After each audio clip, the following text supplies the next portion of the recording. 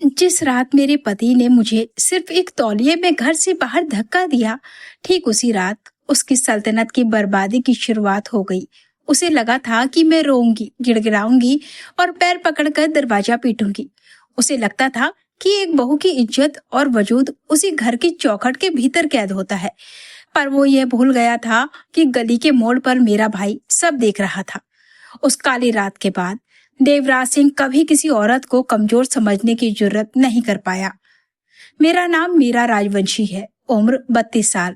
मुंबई के दादर की भीड़, लोकल ट्रेनों की भागदौड़ और कटिंग चाय के एहसासों के बीच पली बड़ी एक लड़की, जिसने अपने दम पर आर्किटेक्चर की पढ़ाई की, नौकरियां की और अपने सपनों से अपनी एक अलग पहचान बनाई। देवराज से मेरी मुलाकात 6 साल पहले पुणे के एक रियल एस्टेट इवेंट में हुई थी। वो बेहद सलीके से बात करने वाला, तेज तर्रार और बड़े ख्वाब दिखाने वाला इंसान था। वह अक्सर कहता था, मीरा देखना, एक दिन हमारी कंपनी पूरे पश्चिम भारत में राज करेगी। जब मैंने मुस्कुराकर पूछा था, हमारी? तो उसने सीधे मेरी आंखों में देखकर कहा था, हाँ, मेरी मेहनत और तुम्हारी समझदारी। उस एक हमारे शब्द ने मेरे दिल को बांध लिया था। शादी के शुरुआती दिन किसी हसीन ख्वाब जैसे थी। करवा चौथ पर वह मेरे लिए कांच की चूड़ियां लाता, दिवाली पर हम साथ मिलकर दिए सजाते और वो मेरी माँ के हाथ के खाने की तारीफें करते नहीं थकता था। पर धीरे धीरे उसके बड़े सपनों के लिए मैं उसकी पत्नी नहीं, बल्कि तरक्की की एक सीढ़ी बनती चली गई। मीरा, अपना प्रोजेक्ट बाद में देख लेना, पहले मेरी इस मीटिंग के प्रेजेंटेशन ठीक करो। क्लाइंट को समझाने तुम चलो, तुम्हारी कम्युनिकेशन स्किल्स अच्छी है। घर भी संभालो और ऑफिस भी, आखिर मेरी पत्नी हो। मैंने सब कुछ कहा।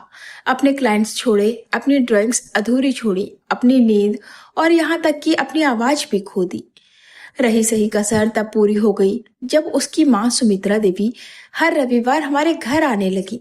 हाथ में प्रसाद, चेहरे पर बनावटी मुस्कान और बातों में धीमा जहर। आजकल की पढ़ी लिखी लड़कियां बस करियर करियर करती हैं।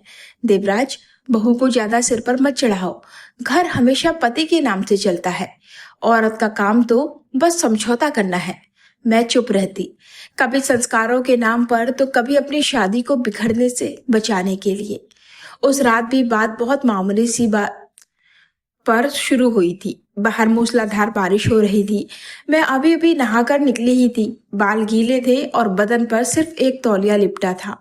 देवराज कमरे में आया और सीधे हुक्म सुनाते हुए बोला, अगले सोमवार से माँ हमेशा के लिए हमारे साथ रहने आ रही हैं। उनका सारा सामान भिजवा दिया है। मैंने तौलिए को कसते हुए धीरे से कहा, देवराज, इतना बड़ा फैसला करने से पहले हम दोनों को आपस में बात करनी चाहिए थी। वह जोर से हंसा। तुमसे पूछना जरूरी है क्या? मैंने अपनी जिंदगी में पहली बार उसकी आंखों में सीधे आंखें डालकर कहा, हाँ, क्योंकि मैं भी इसी घर में रहती हूँ। ये सुनते ही उसका चेहरा सख्त हो गया। उसने चिल्लाकर कहा, ये घर मेरे पैसों से चलता है, याद रखना। मैंने कांपती हुई आवाज में जवाब दिया, और मेरी दिन रात की मेहनत से टिकता है, ये आप मत भूलिए। बस इतना सुनना था कि उसका आपा खो गया। उसने मेरा हाथ इतनी जोर से पकड़ा कि मेरी कलाई पर उंगलियों के नीले निशान छप गए। तुम्हारी इतनी हिम्मत कि मेरी माँ के फैसले पर सवाल उठाओ? और अगले ही पल उसका भारी थप्पड़ मेरे गाल पर आ पड़ा। कमरा जैसे गोल घूम गया। मेरे कानों में एक अजीब सा सन्नाटा पसर गया। मैं दीवार का सहारा लेकर खड़ी हुई। वह झटके से मुख्य दरवाजे की तरफ बढ़ा। उसकी आंखों में गुस्सा नहीं, बल्कि एक घिनौना घमंड था। जिसे मेरी शर्तें मंजूर नहीं, वो मेरे घर में नहीं रहेगी। देवराज, प्लीज देखो मैं किस हालत में हूँ। मैं गिड़गिड़ाई, पर उसने मेरी बात पूरी होने ही नहीं दी। दरवाजा खोला और मुझे पूरी ताकत से बाहर की तरफ धक्का दे दिया। मैं फिसल कर सीढ़ियों पर जा गिरी। ठंडी नुकीली बारिश की बूंदें मेरे चेहरे पर चुभने लगी। तौलिए को खुद से कसकर लपेटे मैं ठंड और डर से कांप रही थी। सामने से गुजरती एक दूध वाले की बाइक की रफ्तार मुझे देखकर थोड़ी धीमी हुई और फिर वो आगे बढ़ गई।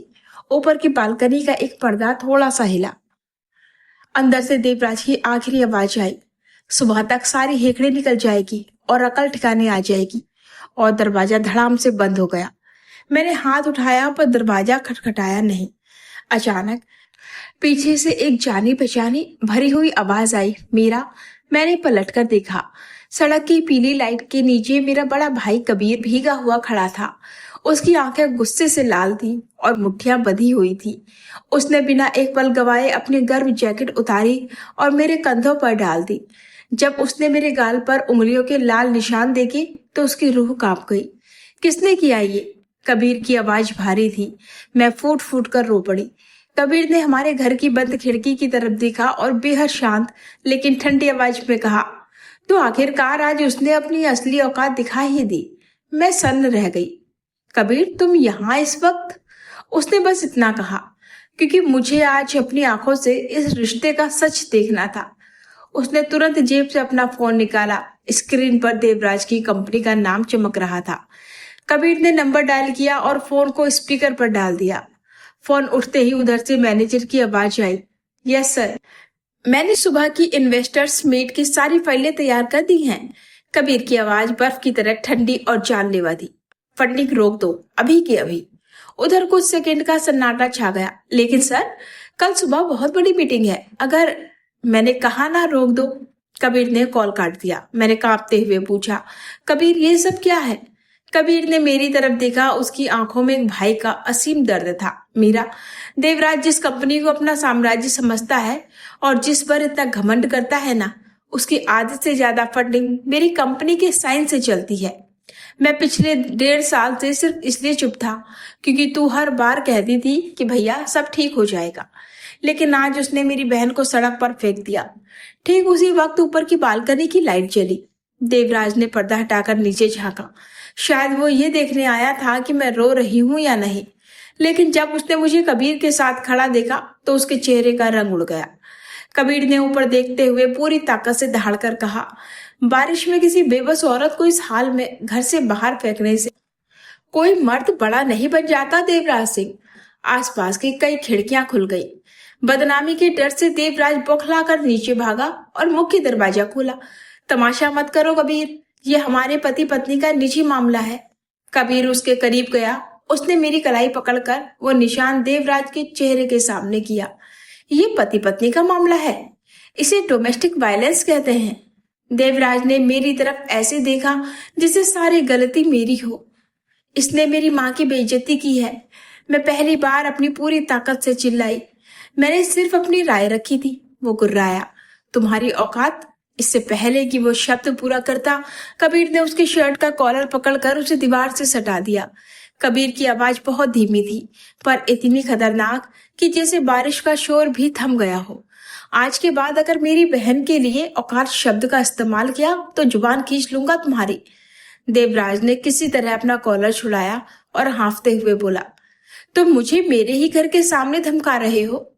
कबीर ठंडी हंसी हंसा, ये धमकी नहीं, तुम्हारी बर्बादी की शुरुआत है। जिस प्रोजेक्ट के पूते तुम हवा में उड़ रहे हो ना, उसकी फाइनेंसिंग कल सुबह तक पूरी तरह सीज हो जाएगी। देवराज का चेहरा सफेद पड़ गया। तुम ऐसा नहीं कर सकते, और तुम मेरी बहन के साथ ये कर सकते थे? कबीर गरजा।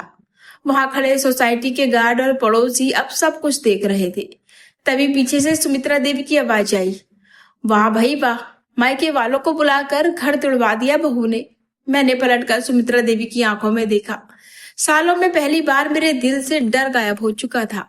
मैंने कहा, माँ जी, घर वह होता है जहाँ औरत खुद को सुरक्षित महसूस करे, जहाँ उसकी इज्जत हो। वो तंज कसते हुए बोली, अरे अच्छे घरों की बहुएं सहना सीखती हैं। मैंने सीधा जवाब दिया, और बेटों को बदतमीज बनाना आप जैसी माएं सिखाती हैं। मीरा, देवराज चीखा, पर अब मुझे कोई परवाह नहीं थी। कबीर ने मेरा हाथ पकड़ा, चल मीरा, इस नर्क से बाहर चल। मैं 2 कदम आगे बढ़ी, फिर रुक गई।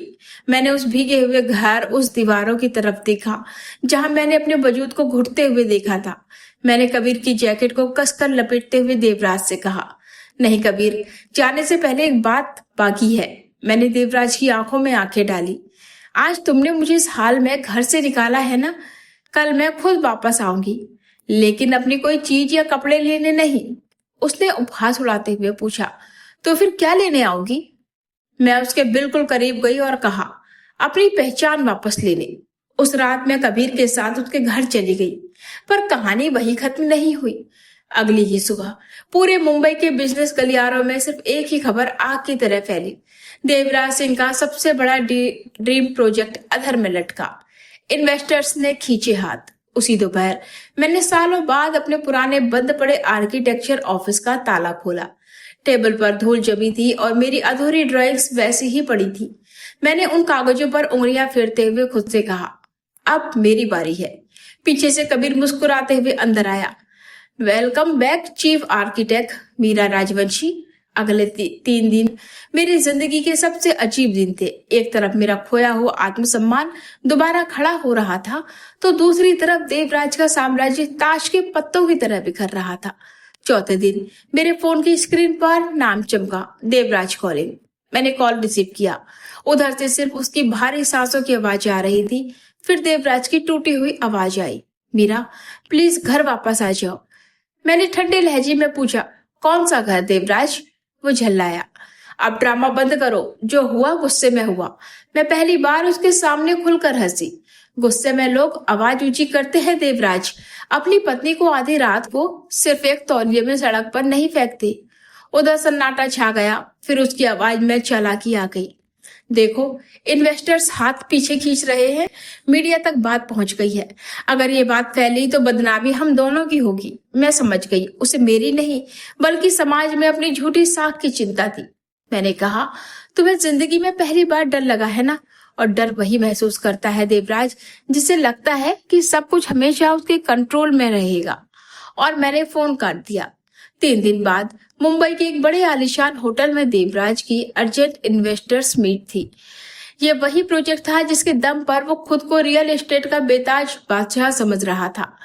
मीटिंग शुरू होने से ठीक पहले मैं कबीर के साथ उस कॉन्फ्रेंस हॉल के भीतर दाखिल हुई।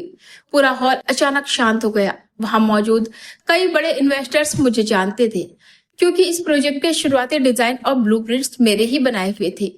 देवराज मुझे वहां देखकर अपनी कुर्सी से उठ खड़ा हुआ। उसका माथा पसीने से तर था। मीरा, तुम यहाँ क्या कर रही हो? ये हमारा पर्सनल मामला है।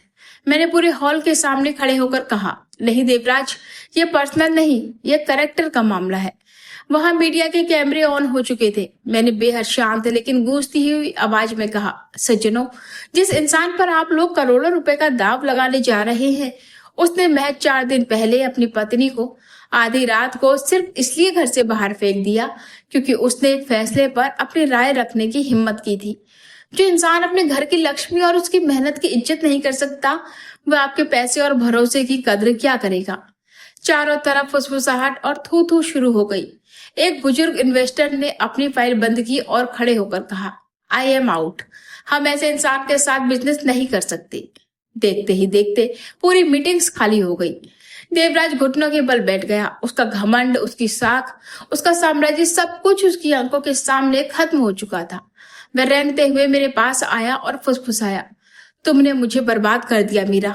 मैंने नीचे झुककर उसकी आंखों में देखा और कहा, गलत। तुम्हें तुम्हारी पत्नी ने नहीं, तुम्हारे अहंकार ने बर्बाद किया है। उस शाम सालों बाद मुझे अपने अंदर एक अजीब सा सुकून महसूस हुआ। मैं अपने ऑफिस में बैठी नई डिजाइन्स पर काम कर रही थी कि तभी कबीर एक नई फाइल लेकर आया। मैडम आर्किटेक्ट, आपके पुराने क्लाइंट्स आपका काम देखकर वापस आ गए हैं और वे सिर्फ आपके साथ डील साइन करना चाहते हैं। मेरी आंखें भर आई। आज मुझे किसी की पत्नी के रूप में नहीं बल्कि मेरे अपने नाम मीरा राजवंशी के रूप में पहचान मिली थी। तभी फोन पर देवराज का आखिरी मैसेज आया, क्या सच में हमारे बीच सब खत्म हो गया? मैंने सिर्फ एक लाइन का जवाब टाइप किया, जिस रात तुमने मुझे तौलिए में सड़क पर फेंका था, हमारी शादी उसी रात मर चुकी थी और मैंने उसका नंबर हमेशा के लिए ब्लॉक कर दिया। 6 महीने बाद जहां मेरे सोलो आर्किटेक्चरल डिजाइन्स की प्रदर्शनी लगी थी, मीडिया ने मुझसे पूछा, मिस राजवंशी, आपकी इस शानदार कामयाबी का राज क्या है? मैंने मुस्कुराकर कहा, जिस दिन एक औरत अपने अंदर का डर छोड़ देती है, उसी दिन उसकी किस्मत और उसकी दुनिया बदल जाती है। पूरा हॉल ताड़ियों की कड़कड़ाहट से गूंज उठा। भीड़ के बीच कबीर गर्व से मुस्कुरा रहा था। उस पल मुझे शिद्दत से एहसास हुआ कि उस तूफानी रात में जो औरत घर से बाहर फेंकी गई थी, वह मरी नहीं थी, बल्कि वह तो उसकी एक नई और अजय जिंदगी की शुरुआत थी।